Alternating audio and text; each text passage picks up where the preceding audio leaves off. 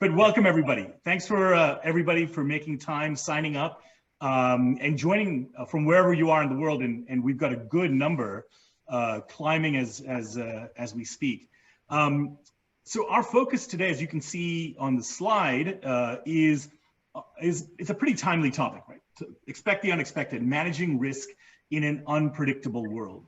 This is a topic that has been talked about for a number of years. If you've been in the procurement community for any length of time, you know this is a prominent topic, and it's only getting more and more prominent given everything that's going on. And certainly if you look at the global upheavals of the last several years, you know, one thing is evident, and that is that businesses across the world have to be able to effectively respond to the unexpected in everything that's been going on and proactively prepare for what's coming, you know, as we talk about whatever the next looming disruption is. And of course, procurement is front and center, it's central to this activity, to these actions, having become so much more involved in risk monitoring and mitigation. Certainly, it's always been the case to a certain extent, but much more so in the last decade, as procurement has been called front and center, not only to identify and monitor risk, but then manage it, right, to help solve a lot of the problems that are out there. So the reality, though, at the same time is, you know, if you talk to any of our colleagues within and our peers within the procurement community, there's a lot of variance. There's a lot of differences in terms of how organizations act and react and how they're structured and how they go after this issue of risk. And some are very advanced and some are less so. And that's really what we're going to dive into today, to provide some thought, some structure to that conversation, and hopefully some interesting insights to the conversation. So to get into all of that, to discuss this topic, we've put together, as always, an esteemed panel of experts who will be joining us for this discussion today. I'll introduce them in terms of who they are, and then I'll let everybody do their own introductions specifically. But joining us is Alex Tassini-Negri, who is Head of Global Sourcing, Procurement, and Vendor Management at Dun & Bradstreet. We have Stacey Lee Peterson, who is the TPRM Strategy and Process Lead at Eli Lilly and Company. And as always, the inimitable Graham Crawshaw, Procurement Content Director and Board Member at CASME. Panelists, if I could turn to each of you to please introduce yourself and provide a little bit of your backgrounds. Alex, why don't we start with you? Thank you so much. Yes, so my name is Alex Tassini-Negri. I work for Dun & Bradstreet. It's a company, obviously, that dates back to 1841, believe it or not. So we've been in business for a very long time, providing all types of solutions, whether it be for sales and marketing, finance solutions, third-party risk, which we're talking about today, obviously, master data, and so forth and so on. So much more to learn about there. But I'm one of the lucky people on this panel that actually has those tool sets available to me as part of the Dun & Bradstreet team. So my team is global. I've been with Dun & Bradstreet for about 5 years now. And obviously before that have experience over 25 years in these particular aspects of global sourcing procurement. So I'm really excited to be here with these panelists. Thank you so much for inviting me. I can't wait to get started. Thanks so much, Alex. Fantastic. Stacey? Sure. Hello, good morning, good day, good afternoon, good evening. Honored to be here with all of you today. I work for Eli Lilly and Company, similar to Dun & Bradstreet. Eli Lilly is 140 plus years old. Corporate headquarters sits in Indianapolis, Indiana, where I am based, but I too work with a global team in the procurement organization. I'm a founding member of a centralized third-party risk management team that was formed a few years back to deploy an enterprise-wide TPRM lifecycle across the enterprise. So look forward to sharing some of my insights and learnings over the past couple of years as we stood up that capability. I'm a former management consultant, so I'm really passionate about organizational change, and when possible, user experience is always brought to the forefront. Thanks for having me. Thanks for being here. Appreciate it. Graham. Hi, so very briefly, Graham Crawshaw, Content Director at CASME. And we're the baby here. We've only been going. In fact, it's our 20th year of running roundtables. So we're very excited for that. So at CASME, we're supporting indirect procurement with category managers with all sorts of information to help them with their category plans, and risk management is one of those areas. So excited to be here to have the conversation. Thanks, Graham. And I'm Omer Abdullah. I'm one of the co-founders of the Smart Cube. We are focused on procurement intelligence and analytics. Risk happens to be a core area where we do a lot of work, a lot of thinking in. We're also relatively the babies of this group. We've been around 20 years, although we were recently, just late last year, acquired by WNS. So we are now a WNS company, and excited in conjunction with WNS Denali to take the risk proposition to the next level. So excited to be here, excited to have this conversation. So thanks, panelists, for the introductions. So as we mentioned, our discussion today is going to focus on how we should be thinking about managing risk in an unpredictable world. And we're going to tackle that conversation in 3 parts. There's 3 broad sets of questions that we're going to get into. We're going to talk about the nature and value of what we call holistic risk management. What is that and how do we think about it? We will talk about the role of tools and technology and process and how that plays in, because for those of you who played in the procurement space for any length of time, you'll know that the kinds of approaches and tools and technologies available to us today are far more developed than they were 10, 15 years ago. So that'll be an interesting part of the conversation. Good to hear folks' perspectives on that. And then last but not least, we'll talk a little bit about the value of the human element, if you will, in interpreting and acting on risk and risk intelligence and how it comes to that. So 3-part conversation. We're really going to try to keep this pretty informal. As we said, no slides. We're going to have a conversation, go through each of those questions. You know, if we look at the time, it's a little about 10 after. We'll try and do about 10 to 15 minutes per question. We'll also try and leave time for questions, as folks who've done these webinars before will know we rarely get to questions, but we will do our best to get there and answer at least a handful of them. And if we don't get to them here, we'll get to them separately post the webinar itself. So that's the nature of the conversation today. Those are the questions we're going to dive into. Now, before we dive into the question number 1 on holistic risk management, I believe, Graham, we have a poll to put up. So we'd love to get certainly have, because we love to get that immediate data, that immediate feeling for this particular group. We're almost at 200 people, so it makes it really good information to get that. So first question, do you have a supplier risk program in place today? And just select one option. It's not too difficult. So it's either no, we do not have a program in place. No, however, risk is assessed periodically. Yes, a manual monitoring program. Yes, a formal risk program developed, but not fully implemented. And yes, a comprehensive program in place. So please just, it shouldn't take too long. Let's not get too hung up about the fine details, but let's just put through which is the closest to your situation. And it's your own personal view of what's happening in your company. Stalling for time, just seeing a few more people answering, give you a few more seconds. I think we've got there in the interest of time. I think we've got a good feel. Let's end the poll and share the results, and then let's get some feedback. The percentages work because there's only one selection. So the highest at 33% is yes, a manual monitoring program focused on key supply metrics for selected suppliers, followed by yes, a formal risk program developed but not fully implemented, and then yes, a comprehensive program, and then the 2 no options. So a bit of a middle of the road there. Is that what we expected? Panelists, your thoughts? Let me maybe kick off and just say. About to say.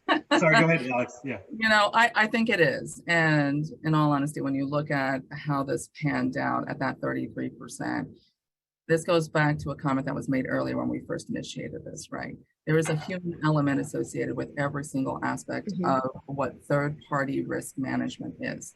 It doesn't just sit in procurement. It doesn't just sit in sourcing. It doesn't just sit in legal. It's a team sport. That's exactly what it is. Every single person plays a part in managing and mitigating risk throughout the entire supply chain. So when you think about that, there's a certain amount of systems, obviously, that you can use. There's a certain amount of tools that you can use. But at the end of the day, those are insights that need to be then looked at and then interpreted, and a human being does that. So as we communicate together is how we get to this endpoint of a holistic view. So that 33% seems very, very in tune with what I would expect, because people need to be involved in the overall process. Yeah. Stacey, Lee, your thoughts around that? I agree with Alex. I would also be curious of those percentages that came out is what industry do you sit in? So for example, where I sit is pharmaceuticals, and I talk with roughly a dozen other pharma companies across the globe to determine, you know, knowledge share and where are we at on the third party kind of maturity roadmap. So the percentages aren't surprising. My guess is those that said yes, fully implemented from people, process, technology, and governance might be coming from a financial services background. And so I think where you sit on the maturity roadmap in part could also be the industry that you play in, and where risk is developing based upon your need to support business activities, including growth of your company. From a Lilly perspective, we absolutely rely on suppliers to perform some of our business activities. So it's critical for us, especially given our industry of making medicines. We want to make sure that we're effectively selecting, overseeing, and managing third parties, which does include, as Alex just said, a people component, a manual component, a live conversation component. Yeah. And I think I'd like to add one more piece to that. So to your point, Stacey, right? There's elements that really determine at what stage you are from a maturity level. Mm-hmm. Also, what needs to be taken into consideration is the size of the company. Yeah. There are larger companies that have more robust programs. There are middle level companies that'll be in that middle zone of their development. And there's going to be the smaller set of companies that are just starting their journey. So there's also that piece that needs to layer into the overall view of what's right for your business at what particular juncture and what particular industry. Yeah, those are great points. And I think that sort of size of company, the sector that you're in, the relative maturity of procurement, which of course can run the gamut across sectors and scale of organization. I think those are really interesting cuts and interesting points. And with that, I want to dive in. The one point I'll make on the poll piece is, you know, what's heartening is that the majority of companies are clearly thinking about the issue. They're clearly beginning to grapple with it, even if it's a manual approach that's there today. They're taking steps. And you know, that seems like an obvious statement to make. Well, why wouldn't we be looking at risk? But if, you know, I think if we'd asked this question 10 years ago, I think it would be quite a different answer. So interesting to see those poll results. We've got a couple more polls coming up after each of these sections of questions that we'll ask. But let's dive in to the first question. So the first question is, you know, this idea of holistic risk management. So maybe let me ask this question, and Stacey, if we can start with you. When you think of risk, can you talk a little about what you think of when you think of this idea of holistic risk management? And I appreciate it's a broad term, right? You know, a lot of different things. And we can look at it from a structural angle, we can look at it from a process angle, we can look at it from many aspects. But what do you sort of think about yourself and within the context of your organization when you think of this idea of holistic risk management? What is it? You know, at the core of what we've implemented at Lilly, when we talk about risk, we talk about risk in two components. And the first is we lean in on what is the potential risk of working with a supplier. And then when we work with the supplier, what is the risk that is left after we look at mitigating controls that are in place depending on that potential risk. So I continually refer to risk as potential risk at our company, and then we look really closely at residual risk. I think holistically, and where we are is you need a foundation to identify those potential risks, put them in the third-party risk management lifecycle.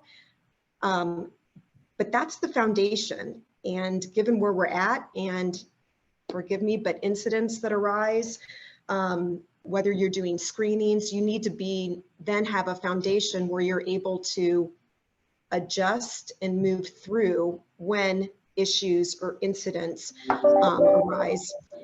And, you know, from a screening perspective, it's so easy today to get potential triggers and warnings from suppliers that you're working with.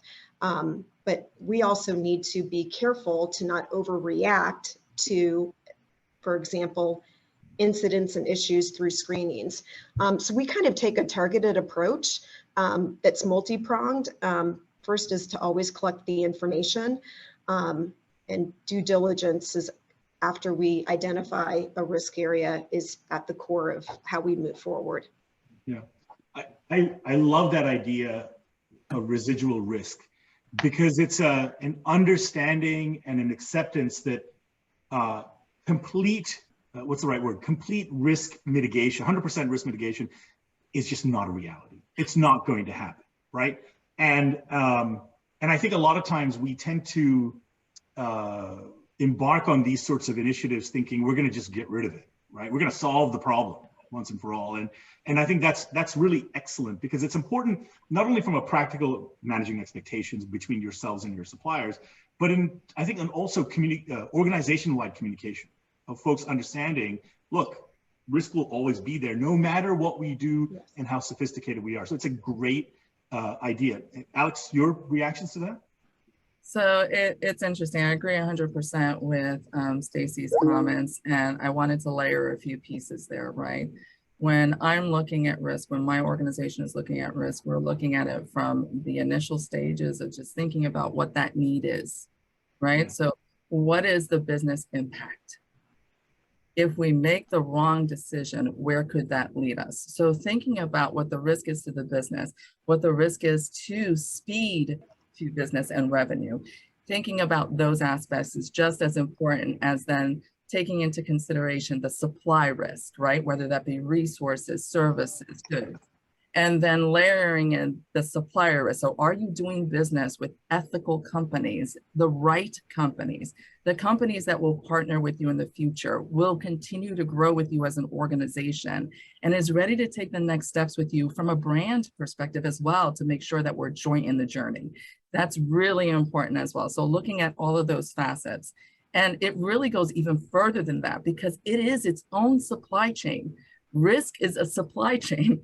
It's funny to think of it in that manner, because you always think about manufacturing and goods and going through a supply chain, but this is the same type of concept, right? So you also have to take into consideration, and I look at this constantly, what's the contracting risk of partnering with these businesses? What are we getting into, right? From a privacy, a legal, and IT security perspective, what does that look like? And how do we mitigate that piece of it? And then ultimately, once we're done with that commitment, what does the operational risk look like? What is the performance from the supplier? How do we get the most out of that contracting relationship that we've established, right?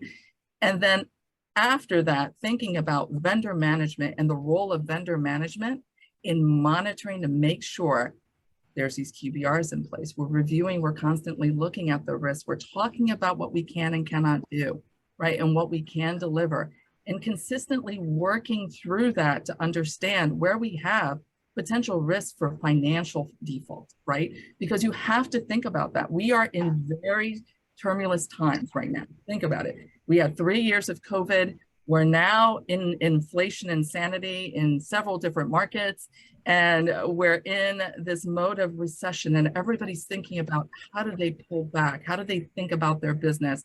What's the next step they're going to take? So it really starts with what's needed. And then it goes all the way through with risk at every single level to make sure that we are maintaining the most cohesive look at what it is. And we're addressing those risks throughout that risk supply chain. Yeah, that's a really great take on this idea of holistic. And that is, you know, I think we talk about risk identification, risk monitoring and mitigation in the context of people we already work with, right? So the deal is done. Now, what do we do? What you're saying is, look, bake it in, and this is kind of it's not only a strategic question, but it's a process aspect as well, which is, look, it starts well before then, right? Pick the right companies to work with at a more strategic, holistic level. And it's not going to take away the risk issues that you grapple with, but it's going to help you in that process. So it's a great take on this idea of holistic risk management. Graham, what are you hearing from the CASME community? Do these points around residual risk, around the sort of full view of risk and when you start considering it, even before supplier selection, how does that resonate with the CASME community? It very much ties in. I mean, I think over the last sort of 2 to 3 years, the breadth of risk and sheer number of risks, because he's a risk management, but it's the detail. What actually are you including? What are you working on? Where are the priorities in that? So I'm seeing certainly procurement globally wanting more information, wanting to prioritize and accept it is at all aspects, all levels of the sort of the whole pre-contract and contract price. When we've done benchmarking, clearly financial stability of suppliers is still number one, the biggest concern there. And to your point, Alex, of course, as a result of the pandemic and inflation and everything else going on, we've still got companies, a higher level of company failure. So no surprise, that's number one. But then immediately you go into issues very much connected with legislation, so bribery, corruption, cybersecurity.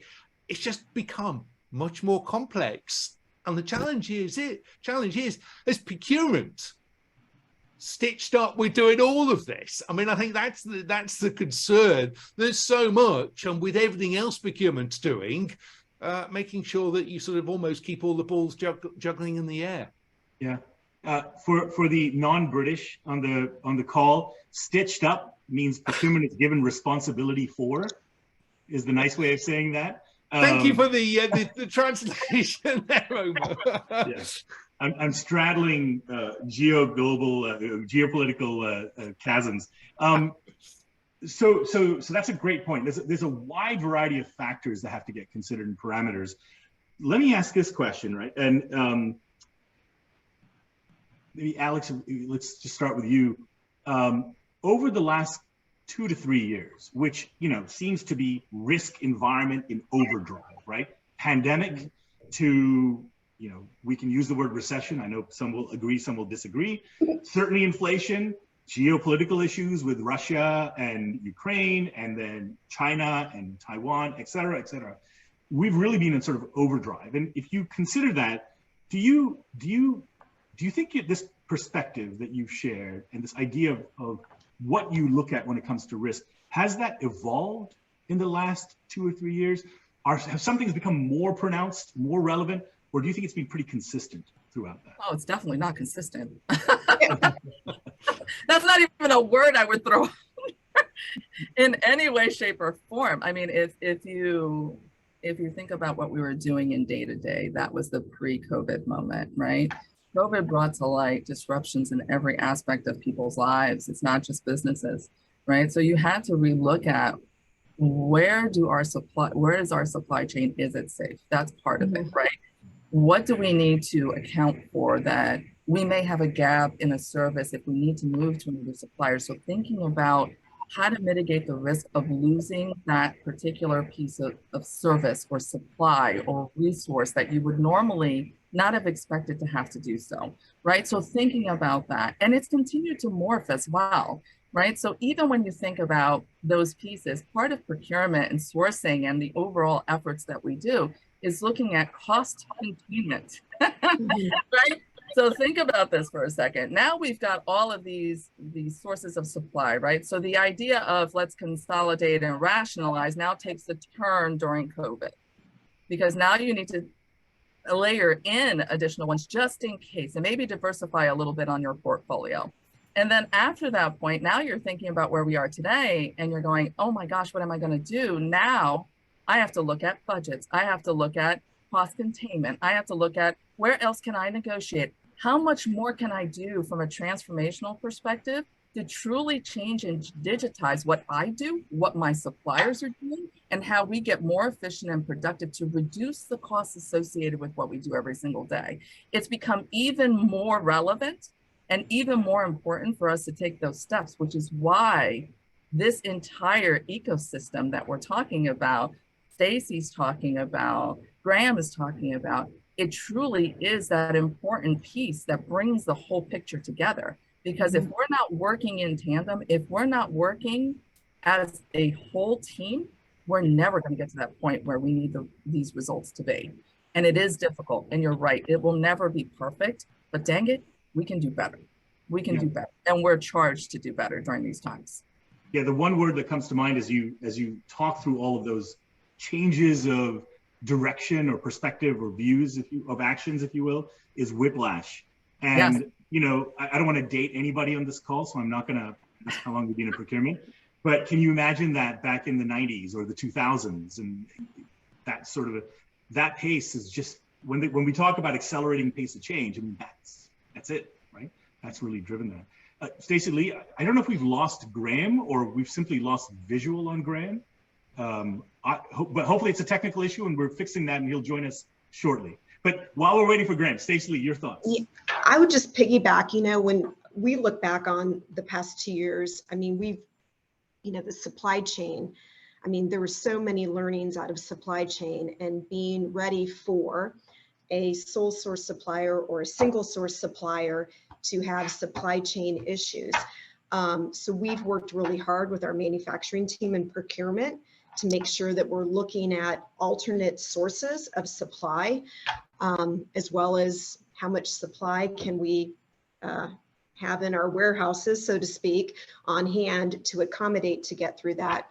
But also when I think about where we're at Lilly right now, due to our pipeline, we are engaging with what I would refer to as, you know, some smaller startup innovators out there. And we're really looking at how do we work with, forgive me, startup smaller companies, right? There's a mutual goal here. We've got a strategy that we want implemented. They're a startup company that can help us. But, you know, talking about controls in place, when you think about smaller companies that don't have that infrastructure to be able to produce, you know, the certifications or the accreditations, we've really started thinking about how can we work directly and support small startup companies, supplier diversity, to accomplish mutual goals. And I think at the core of that for us has been what I refer to as what is our risk appetite? Because I think it was said earlier on the call, you know, risk is everywhere, but you have to define for your organization, what is your risk appetite? Clearly, we keep an eye on, if you will, our higher risk suppliers across multiple risk areas that could have an impact on Lilly. And in some regards, I think organizations need to get comfortable with not turning over every stone. So some of the suppliers that have that lower potential risk, shift your focus to those suppliers that are supporting enterprise critical business processes that have a high significant risk of information security or data privacy. You know, things that can either take your company down or would paint your company, if you will, from a reputation standpoint, not in the light that you want to be. But I do think defining and aligning with your company, or the organization and leadership on risk appetite is key to those that are starting on this journey, and those that have been on the journey, you know, that should be revisited. And we do that almost on a perpetual basis. A couple of really interesting points I just want to sort of draw on there. There's a couple of things I think are really interesting. Number one is the last point that you made around effectively what you're saying is we can't monitor every single company that's out there, and nor do we need to, right? I mean, it doesn't make sense. There's some level of, I mean, let's call it acceptable risk, right? In we all have to kind of accept some level of it. You know, even when you cross the street, you're accepting a level of risk in order to do that. So we have to do the same thing as organizations. And so I think that's a really good point, right? And financial services, notwithstanding, because I know there's some sort of broader regulatory concerns in the financial services space and things that they grapple with. Definitely a key point. Segmenting, stratifying your suppliers, knowing who it is that you're going to focus on. And of course, that doesn't just mean big spend suppliers. It runs the gamut in terms of variables. That's an interesting point. I think the other interesting point I like that you raised is this idea of dealing with startups. And I think this is a big company dilemma where, you know, the big companies build for all the right reasons, infrastructure, protocols, rules, safeguards, which they absolutely have to do given their scale. But how do you deal with a startup that's been around for a year and doesn't have simply the tech infrastructure to accommodate, right? And that idea, and I know companies are playing with this idea of sort of digital garages or whatever you want to call them, right? To sort of prototype and test out and all these things. But that's a key problem, particularly given how much innovation has taken place in the procurement technology space in recent years. Alex, I think you want to make a comment. Sorry, it's interesting that you say that because when you think about the startups and you think about the smaller organizations, right? There is an opportunity, I think, that most organizations should think about doing a moment of co-creation where it makes sense. And when I say that, I say co-creation in that you take each other's hands and you go on the journey together, right? It's not just expecting that the smaller startup is going to take on all the costs associated. It's a joint risk. And then this way, this is how you disrupt what currently exists. The thought process that is in place today, the automatic, this is how we've always done things. You know what, companies can't survive that way anymore. So thinking about that risk level and being in it together with your supplier is really important to identify the acceptable, quote unquote, risk on both sides of that partnership, because it is, at the end of the day, a partnership. So in some cases, that makes perfect sense to do that, right? Especially when you're looking to truly transform your space. But there is that appetite that needs to be jointly understood across the entire organization that you're working with and your business stakeholders and the business in general, right? When you're thinking about what that development would take, what the investment is, and what the end result will be for both organizations. But you're right, it's not just about 80% of spend. I do want to go back to that for a second. It's about the criticality of the supplier and the core to your business. Yeah, 100%. Those are the ones that you need to focus on. And I think both of you said at one point, you can't cover the world, right? You can't. It's not going to be an automatic umbrella that's fully in a bubble and there's no little holes anymore. That's not going to work. That's not going to work. You have to focus on what is strategic to your organization. Yep. And then you take that step forward. Everything else, yes, there will always be a certain level of acceptable risk, but there should be a mitigated as much as possible risk aspect to the core and strategic partners that you have in your organization. Yeah, 100%, 100%. And Graham, welcome back. Hopefully, thank you. We talk about risk, and then it just shows you how vulnerable we all are. The risk of an internet connection. Right. Bizarrely, it was Zoom. Internet was fine. It's Zoom that failed. No idea what was going on. No. Apologies. All risks cannot be mitigated. Yes, well, yeah. That's right. So we were just on this topic of tools and dealing with, startups and working with them and testing. And that brings us to this whole idea of technology. So, and I'm mindful of our time, as always, we are running over on my allotment for questions, but it's a good thing. I'd rather have the conversation. Let's go to the next question, which actually builds on this idea of technologies and working with different types of organizations. And to help us, we have a second poll question. So can we throw up the poll question number 2, please? Which I can't do, so I need someone to do that. Ah, fair, there it appears. Excellent. Good. So the second poll, what is the status regarding technology when it comes to risk monitoring at your organization? Please select as appropriate. So either no technology in place and not considering investment in the next 12 months, no technology in place but will invest in the next 12 months, investment in specific technologies but they're not optimally deployed or used, or a comprehensive program incorporating specific technologies that are optimally deployed and used. So this is a real tell-all. How are you doing in terms of technology to support this? So let's give a few more seconds to get all the answers in, and then we'll get a feel for this. Okay, I can now manage the polls. A few more entries coming in. And I will say, the only caveat I want to throw out there, we use the word technology not to suggest technology is the panacea to everything, but you know, folks can interpret it broadly if you want, beyond just simply tech. Excellent. So let's share the results.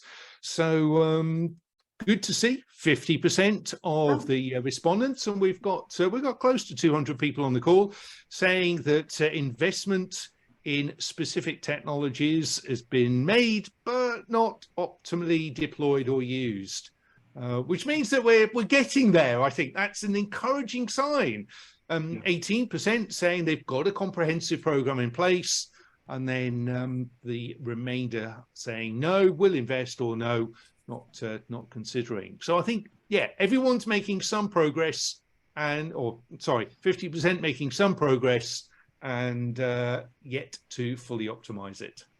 Now, so let me ask the group a question on this, right? So if you do the numbers, about a third of the respondents said no technology in place. Some are not considering it, some are considering the 12 months, but about a third, roughly. Does that surprise either of you? Stacey, starting with you, does that surprise you at all, given, you know, the solution space is exploded in recent years in this regard? I think it's, so I'm going to answer that. It's surprising yet not surprising. And I think, again, it goes back to where are you at with the size of your company? How well is what you're doing working versus do you have the volume? Do you have the growth in order to make a business case for the purchase of a software tool? I also think why there's a lot of software tools on the market, you know, they're all bucketed and categorized, and there are quite a few. And I think potentially for that 1/3 that is, no, we're not looking at it, or yes, we're at, they don't know where to start. And I think one of the learnings we had is a lot of companies that are moving to mature in this space, they're spending the bulk of their time designing what the future should look like. And my recommendation, my learning is, go look at software tools first, because you want to see what the capability is out of the box. A learning we had is we spent a year on our design, and then we did an RFP and we selected a software tool. So technology was enabling the process. And then we learned what was out of the box. And it's like, okay, well, does that make sense to configure to meet our design, or should we reconsider our design to go out of the box? So for those 33%, the 17 plus the 16, when you start on this journey, and if you're already in the middle of process design, highly recommend go look to see what the capabilities are and what each software's native core capability and process lifecycle is, to see if it would fit your needs before you continue down a path of a design that may need to be configured, which is more time and cost intensive. So to be clear, I just want to make sure I've understood this right. What you're not saying is don't do the road mapping, if I can use that term.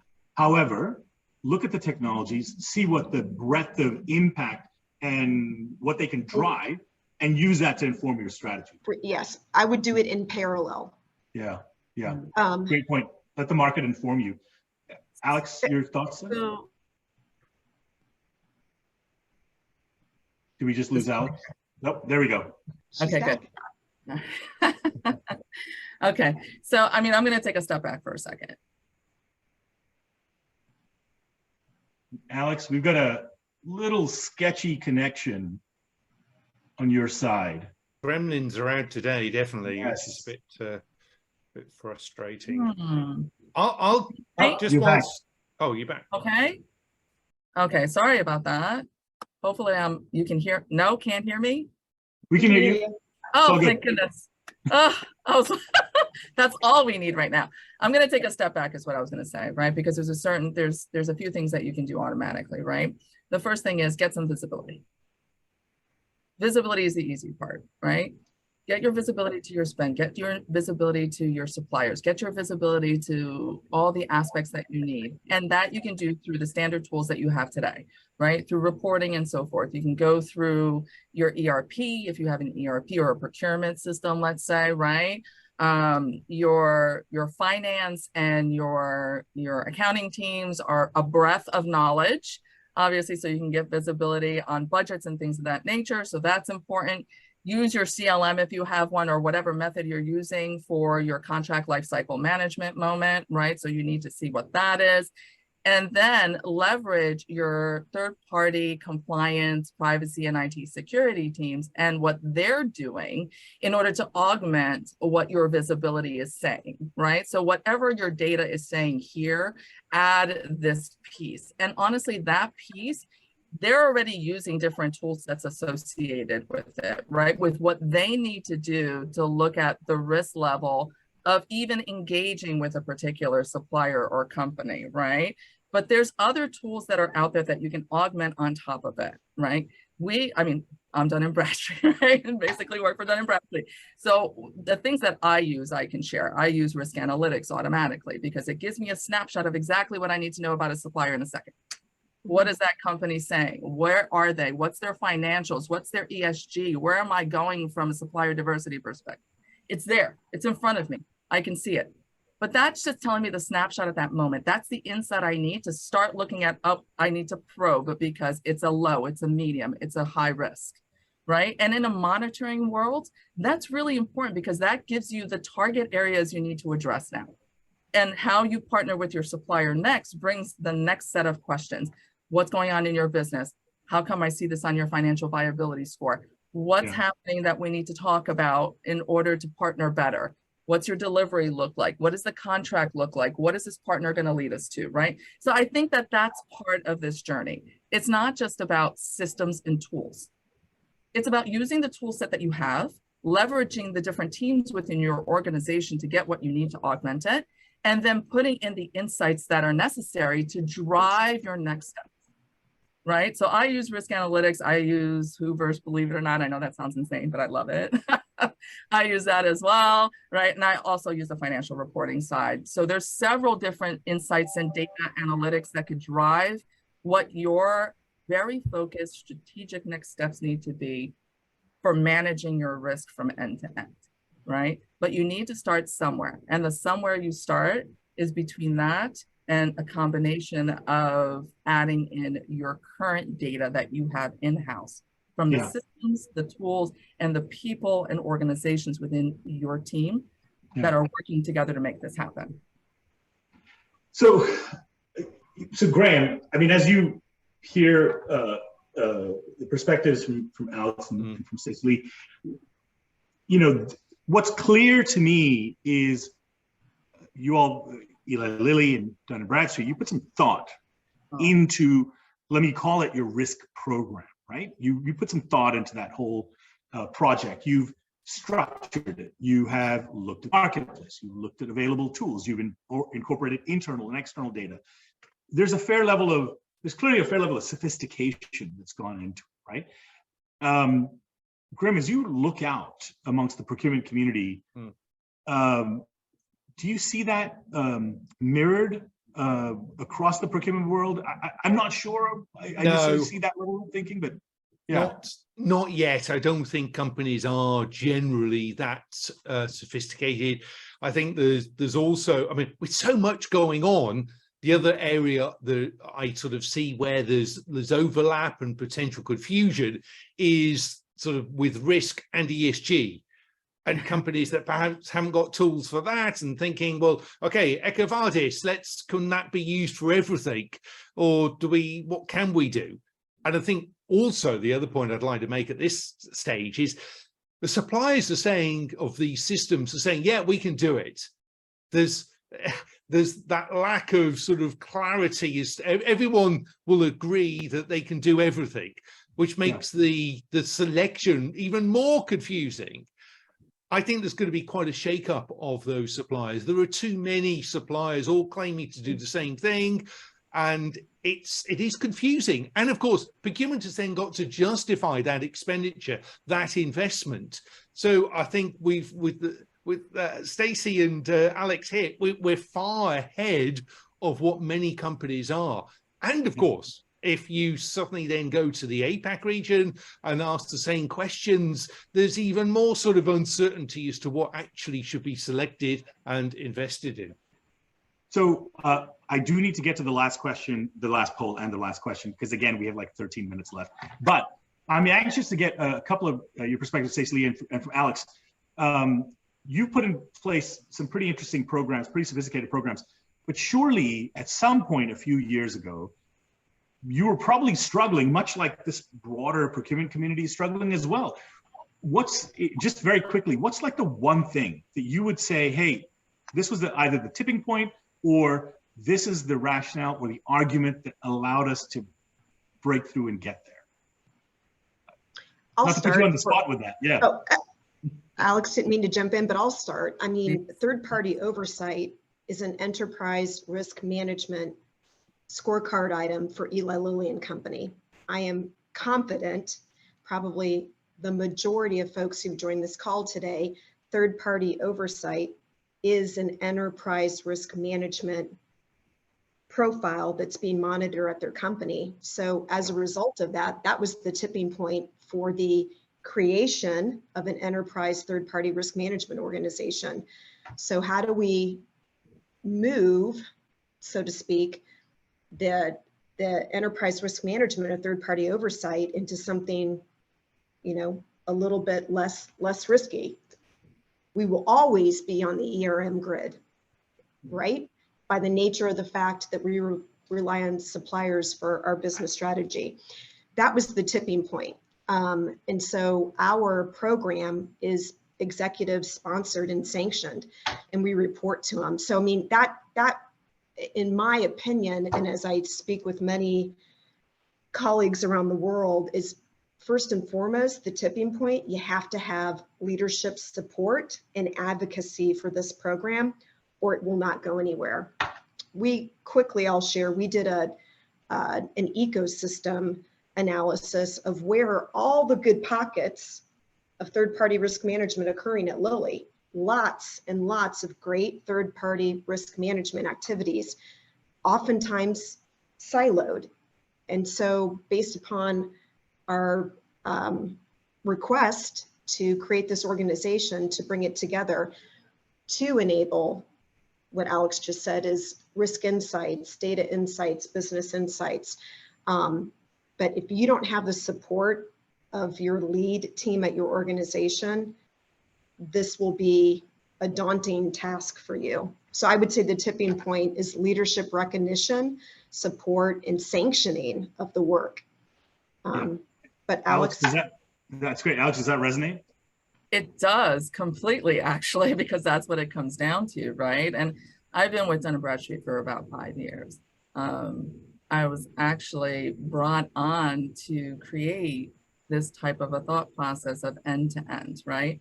When you do the need identification, source through vendor management and end of life cycle partnership type of perspective, right? That's 5 years ago. Companies evolve. Depending on where you are as an organization, the priorities are going to change, obviously.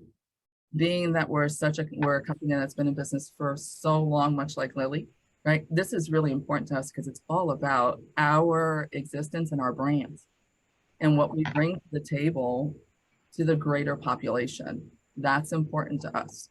So all of this has to be a leadership focused and obviously something that's sanctioned from the top down, and everyone, to my point, is involved and responsible for these activities to ensure that the business is the best business that it can be, and it's dealing with the best suppliers and is mitigating the risk appropriately.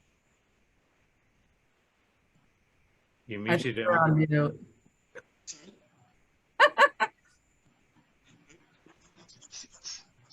To say, but it's so true. It is so true in a very practical way. We have 8 minutes, so I do want to touch. We're not going to get to questions. I'm sorry, I forewarned it at the start, but I do want to get to the last point. But we have one more poll I want to quickly throw up, and Graham, we can throw that up. Poll number 3. Yes. Can you see that now? I can see it. Yeah. Shall I read it out? No, it's okay. You got it? Go for it. I'm just checking. I've got a fail message on this. Zoom is not being nice to us today. Hopefully you can respond to that. Do you want me to read it out? Why don't I do that? No, I can read it. Which risks are your highest priority? Please select the top 3. Financial stability or critical high spend suppliers, financial stability of all suppliers, supply chain certainty, reputational damage concerns, child labor concerns, modern day slavery, bribery and corruption, cyber breaches, breaches of GDPR and other data regulations. So the top areas based on previous benchmarking we've done, please select 3.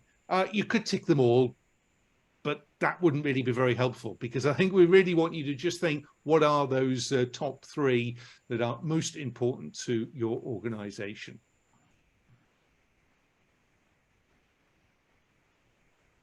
Everybody a few seconds to do that.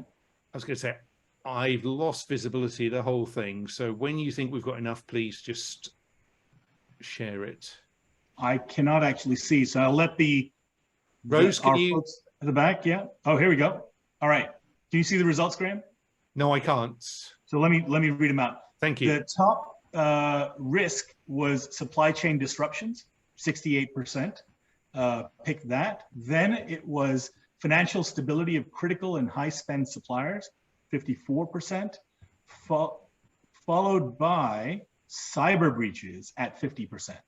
So those were the top 3: supply chain disruptions, financial stability of critical high spend suppliers, and cyber breaches. So an interesting mix. How does that resonate with the world of Eli Lilly and with Dun & Bradstreet? So I'll start. Supply chain, cyber breaches, and GDPR and other data regulations is how I responded. So I'm not surprised by the polling results. Right in line with kind of broadly where you expected. Alex, how about you? I think so, right? We are all looking at financial stability. I mean, that 54% makes perfect sense, right? We need to be looking at exactly where our risks are when it comes to that in our current partnerships at core and critical. Yeah. So that makes perfect sense. Supply chain disruptions, that's what we're trying to avoid, obviously, and that becomes more and more challenging. We spoke a little bit about that. So I'm also in complete agreement there. And there will always be, when you think about cyber breaches, right? Technology, key. Who's accessing your systems, your data, your information, 100%. That's always going to be a critical component of what we look at from a risk perspective. GDPR being involved in that as well. So I think this is very on point. So yeah, I would agree. And you know, my litmus test is when my kids start using the word supply chain over the last couple of years, that tells me that has got to be the biggest issue anyone's grappling with.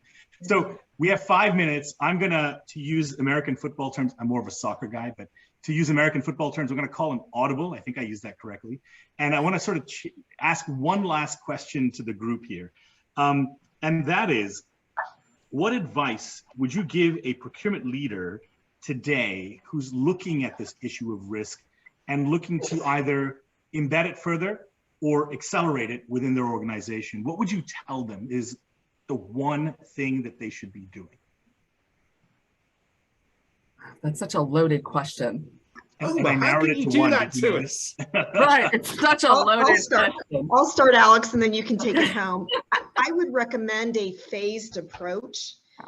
When Lily started on this journey, we've got a roadmap, and we are onboarding, we're not done yet, our risk domains in a phased approach.